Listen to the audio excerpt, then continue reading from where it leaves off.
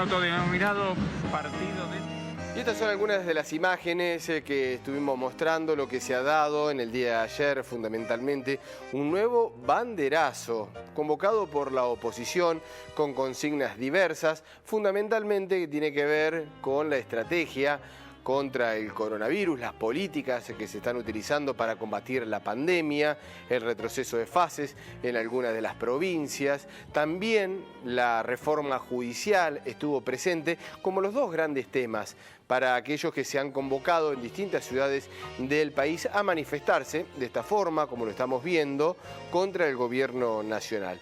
El gobierno nacional que antes del fin de semana largo anunció una nueva etapa de restricciones por un lado, de aislamiento por el otro, nuevas estrategias, sobre todo y basadas en lo que ocurre en el interior del país. Y la aparición de Mauricio Macri, también durante el último fin de semana, digo la reaparición pública de Mauricio Macri en Twitter, en canal de televisión, como para estar dejando algunas frases interesantes. Bueno, todo esto vamos a charlarlo un poco, lo vamos a desmenuzar con Jeremías Biglia, comunicador social y analista político. ¿Cómo te va, Jeremías?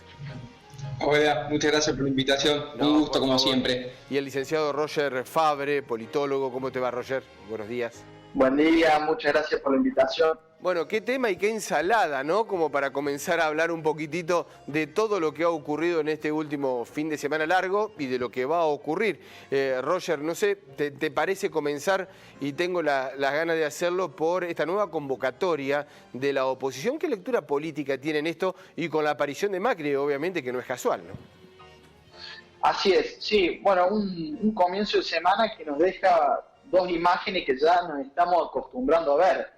Por un lado, el gobierno nacional, de la mano del presidente, extendiendo el aislamiento, la cuarentena por 15 días más, y por el otro lado, la oposición, sectores de la oposición, llamando a reaccionar y a accionar frente a algunas medidas en contra de este gobierno nacional.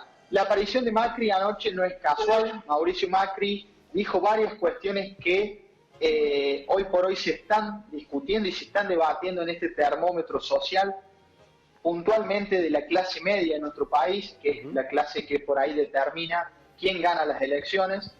Pero Mauricio Macri, dentro de las frases que dijo, una es que se dio lo que él anticipó que se iba a dar, que las decisiones políticas de gobernanza no las iba a tomar el presidente, sino la vicepresidenta por su poder político y su peso dentro de la coalición. La sube al ring, ¿no? La sube al ring de la política, digo, a Cristina en este caso. Exactamente, y me parece que esto a Cristina también le sirve políticamente para tener más espacio y más protagonismo dentro de su espacio, de su coalición.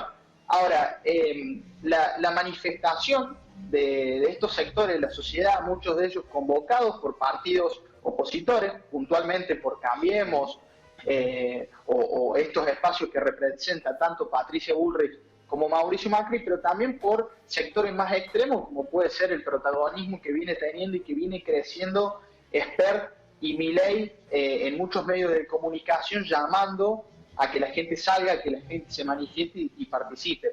Y los temas son muy variados. Uno es el que vos recién comentabas, Mariano, como la reforma judicial, pero otro también la cuestión de las libertades que se están debatiendo por las medidas del aislamiento, de la cuarentena, mucho por los chicos que no pueden volver a clase. Bueno, una serie de temas que hacen que la gente salga y se manifieste, reaccione al gobierno.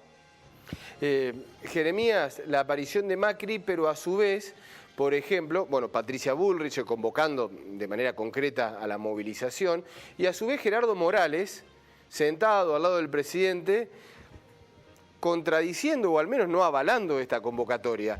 ¿Esto puede producir una fractura en Cambiemos? No, no creo que la situación sea de una fractura.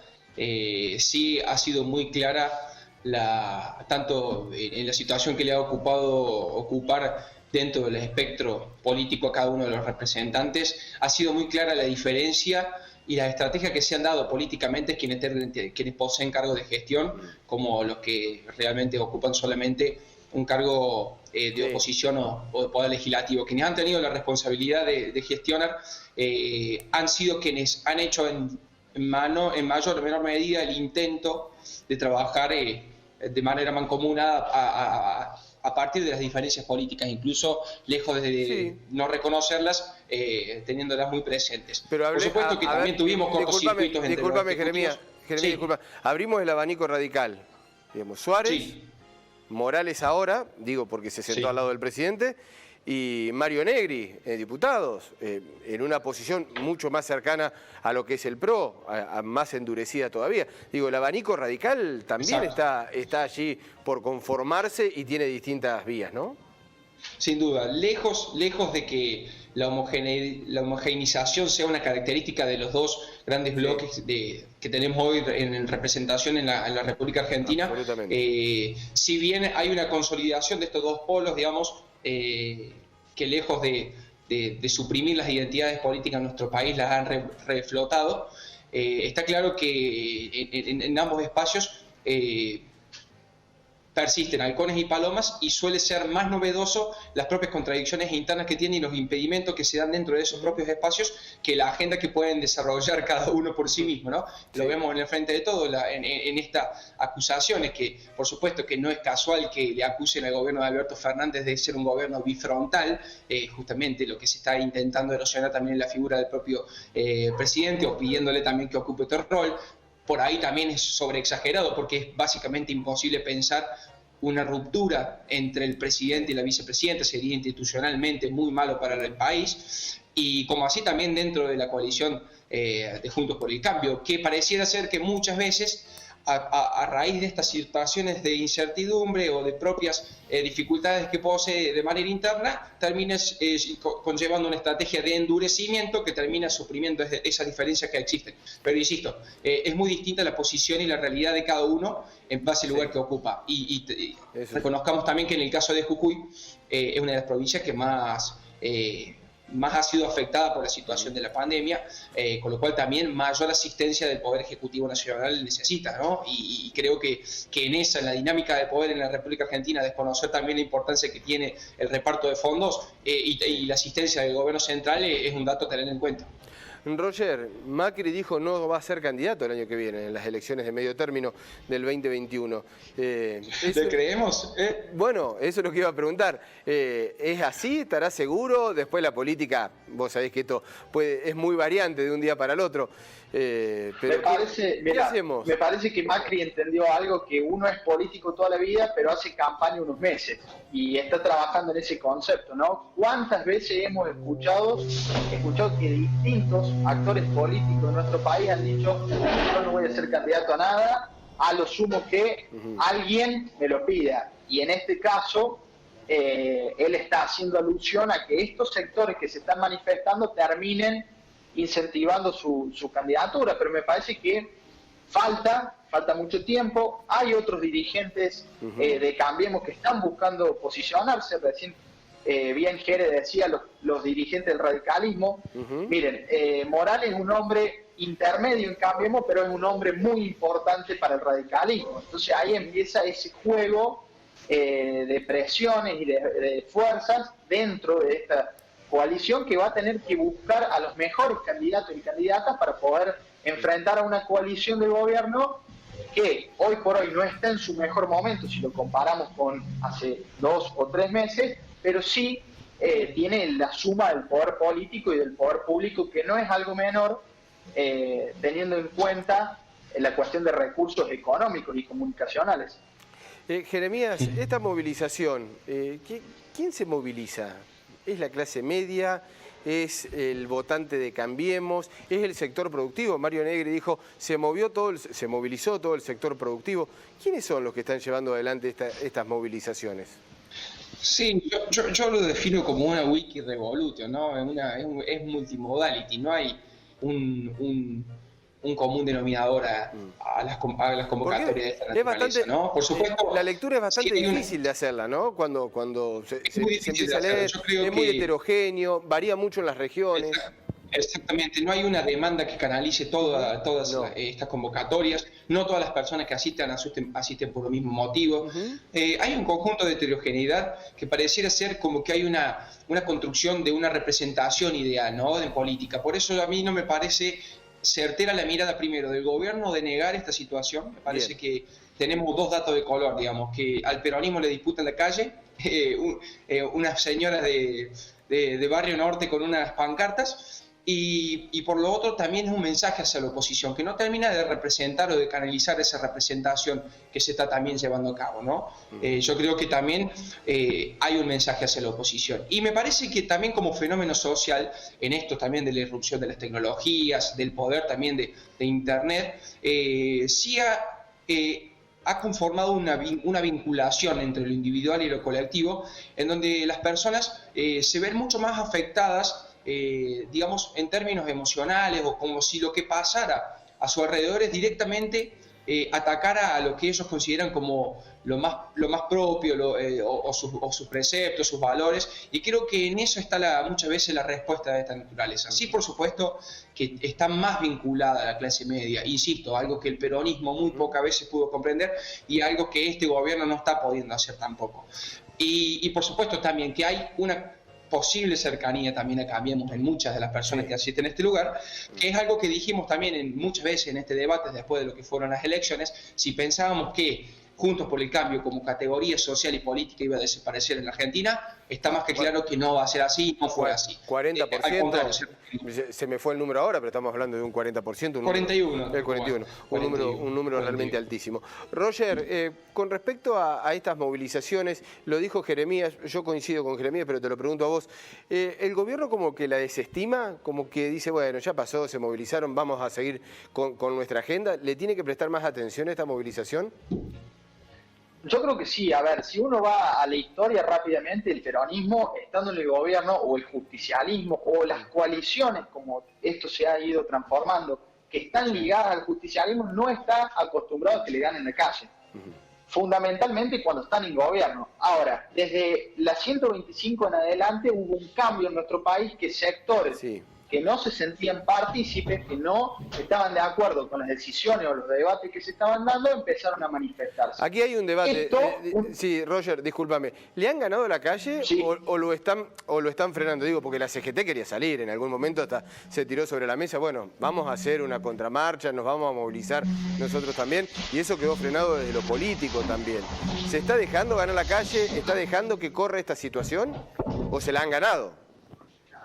A ver, me parece que sí, pero ¿por qué? Es una cuestión esencial. Todos los oficialismos están teniendo crisis. Entonces, la gente que no tiene nada que ver, pero que sí se siente más cómoda, está hablando desde el lugar opositor, sale y se manifiesta.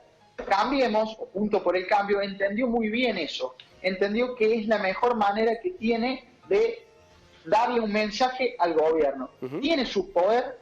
En el poder legislativo tiene su peso, un 41% de los votos, tiene un poder menor en la Cámara de Senadores por el potencial que tiene el peronismo en cada provincia, pero tiene esta herramienta que es convocar a que la gente participe, se manifieste y reaccione. Tiene un accione. Hay un poder mediático muy fuerte, ¿no? Hay un poder mediático muy fuerte. Exacto. Jeremías... Coincido. Visibilización del fenómeno claro. posteriori, ¿no? Sí, sin duda. Y a la hora de convocar también, digamos, eso tiene una atracción realmente muy importante, muy significativa. Está más que claro, sí, coincido. Pero me parece que el poder de la autoconvocatoria es lo más determinante en todo esto. Por supuesto que cuando determinados intereses se conglomeran y se superponen, todo parece un todo colectivo, pero creo que lo principal, el elemento a tener en cuenta es este potencial de las nuevas tecnologías y cómo también son herramientas de este tipo de manifestaciones que se dan no solamente en la República Argentina, que sino se vienen dando también a lo largo de Latinoamérica. Argentina era un país que venía arrastrando conflicto político, venía arrastrando también conflicto social, ese conflicto en cuarentena no desapareció, se encuarentenó en todo caso. En un momento tarde o temprano iba a emerger, y bueno, lo estamos viviendo en este caso. Aún así sería mucho peor si la situación social, económica y políticas se incrementa, y este tipo de conflictos ya empezaría a tener otra característica y serían otros estratos sociales los que empezarían a aparecer también en eso. Pero la pregunta anterior venía relacionada con esto, ¿no? Y se las traslado a ambos. Vamos a comenzar con Roger como para organizarnos nada más, después Jeremías a hablar al respecto. Pero hubo movilizaciones, las hay, las hemos reflejado aquí, algunas agrupaciones de izquierda, algunas organizaciones sociales de territorio, como Barrios de Pie, que se han movilizado al Ministerio de Desarrollo Social, pero no está esa movilización de esa clase baja, empobrecida, que está solicitando la comida, el plato de comida, al menos no de manera general y visible. Este es un sector en donde la economía lo está golpeando, obviamente, nadie lo desconoce, pero es un sector absolutamente distinto al que por ahí gana las calles habitualmente, ¿no? En este tipo de crisis. Exacto, lo que pasa es que hay una transferencia de fondos muy importante que van de los recursos, digamos, de los impuestos que la gente contribuye a asistencialismo. Entonces, ese asistencialismo ha crecido muchísimo en este último tiempo, y esos sectores están siendo contenidos por los resortes que tiene el Estado. Y esto es nacional, provincial y municipal en cada municipio. Eso hace que esos sectores estén contenidos. Ahora, si uno va al sentido común, digamos, son muchas las cuestiones por las cuales la gente se manifiesta, ¿no? Los padres de los niños, niñas y adolescentes van a decir prácticamente se va a perder el año escolar, o los chicos pudieron asistir a clases virtualmente, pero no de la mejor manera. Los comerciantes autoconvocados, muchos de ellos en una situación económica durísima, que han tenido que cerrar negocios, empresas. Sí, claro. Y a su vez uno ve que el gobierno avanza con una agenda política muy importante, por ejemplo, la de la reforma judicial. Entonces me parece que se da una serie de acontecimientos que hacen que sectores concretos de la sociedad se manifiesten, se comuniquen y muestren su, no sé si su rechazo, pero sí sus diferencias con el gobierno de turno. Sí, yo destaco también esta situación, ¿no? De que más allá de siempre del inicio de la pandemia hablábamos de qué estado en el manejo de la situación y la capacidad de respuesta, discutíamos qué estado habíamos heredado, qué estados teníamos y cuán competente era, ¿no? Más allá de las dificultades y las capacidades de respuesta que ha tenido para asistir a las empresas, asistir a los comercios y asistir a las personas en situación de vulnerabilidad, sí creo que se ha demostrado un esfuerzo muy importante para, en determinada manera, generar marcos de pisos de derechos, garantizar pisos de derechos que han sido muy interesantes. Por supuesto, esto lleva a discutir, hoy se vuelve a discutir un nuevo IFE, el cuarto IFE, ¿se va a implementar? ¿No se va a implementar? Todo esto también en un contexto muy dificultoso, porque tenés que vos, en el medio de esto, recibiste al Fondo Monetario Internacional, tenés que discutir también qué vas a hacer con ese déficit fiscal. ¿Qué vas a hacer con ese déficit fiscal, con una sobrante de pesos que tenés hoy en nuestra economía? ¿Cómo vas a financiar el Tesoro Nacional para respaldar todo eso? Yo creo que son a cada conflicto se incrementa uno nuevo y por supuesto, se debe reconocer el esfuerzo que ha hecho el Estado en contener a esos estatus, pero bueno, a raíz de eso también se presentan otros desafíos superiores que, insisto, uno de ellos es la cuestión del fondo y cómo vamos a demostrarle que al déficit fiscal que tenemos tan alto, en una caída de la actividad de 12 puntos interanual, cómo vamos a lograr financiar eso. Y eso también va a ser un gran desafío para el gobierno desde lo económico y por supuesto desde todos los actores que están involucrados, ¿no?, en la economía y la sociedad de nuestro país, que sin una posibilidad de consenso no va a poder lograrse resolver este problema. Jeremías, Roger, muchísimas gracias una vez más por estar presente aquí en este último Café de Teledero Federal. Un fuerte abrazo. Un fuerte abrazo. Un saludo a los dos. Chao.